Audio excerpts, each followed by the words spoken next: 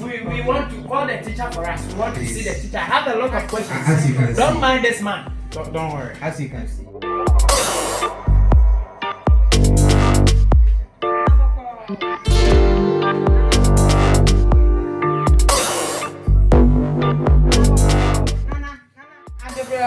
Talking of enlightenment, we are talking of attaining intellectual.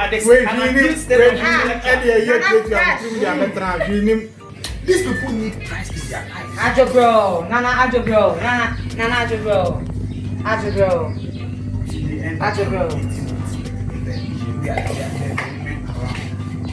How can you call yourself a servant of God and be lying about someone? I also have a set of questions that I want to ask. Okay, I'm a Buddhist, I realized. and for all the years of my meditation and my devotion, there are few questions that people have come to ask me. I found that the Siddhartha Gautama had some questions that he set aside, questions he did not actually declare. And since you are here, great teacher, I would want you to What are those questions? do an exposition on them for me. First of all, I want to ask, is there really a God? Because we Buddhists, we don't really believe in a personal God. So is there God? Is there a God? Are you a faithful Buddhist? I am. When you were a wife to someone, and you go behind your husband and ask the other wife, is it true that a man can have sex for 3 hours? I want to know, are you being faithful to your husband or not? I am not. So as a Buddhist, is it wise to ask, is there really a God?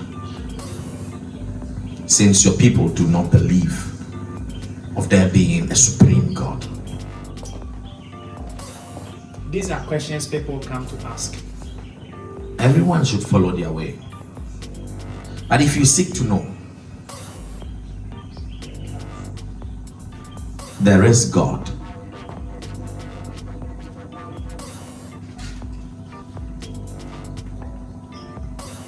Exactly as all the tribes say.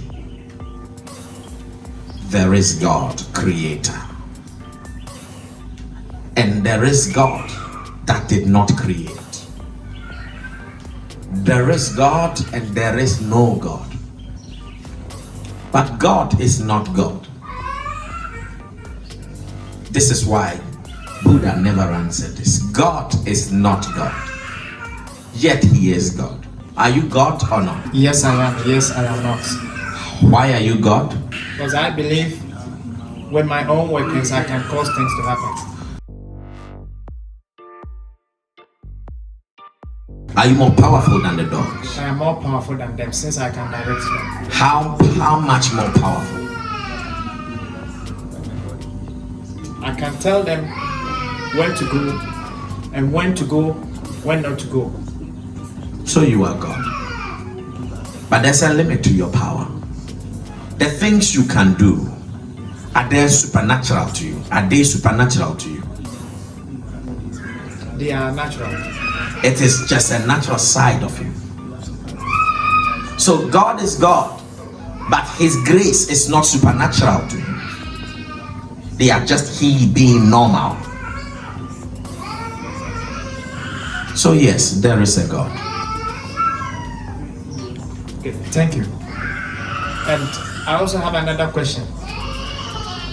We Buddhists, our religion is solely based on avoiding self-indulgence and also self-denial.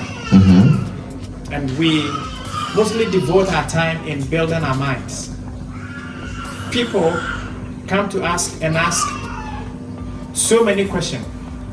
And one of the questions they come to ask us about concerning the universe. One Recently, someone came and asked, is the universe finite or infinite? Or infinite? In space or in in time? Space, they asked of space, and then they also have asked of time. They asked, is the universe finite in space? Is the universe finite in time? The universe and all of creation will never ever share something it doesn't have in infinite levels. The universe will never ever share something it doesn't have in infinite levels. If the universe lacked space, we wouldn't be talking. If it lacked time, there would be no time. We exist in the infiniteness of the universe. The infiniteness and the abundance of the universe we share. So yes, the universe may be finite in some things, but concerning time and space, it is infinite, unmeasurable. The universe has even higher concepts of time and space than what we know, and there are levels greater than this in the universe. So yes, the only reason why we exist is because the dust of the field is infinite. The only reason why we breathe is because the oxygen and the air is infinite. The only reason why the trees supply oxygen is because the plants of the earth are infinite. The only reason why we decay because the ants of the earth are infinite. Infinity is the name of the universe revealed to us. So yes, the universe is infinite when it comes to time and space and resources allocated towards us. I have my last question. As a Buddhist, we are also devoted in attaining enlightenment.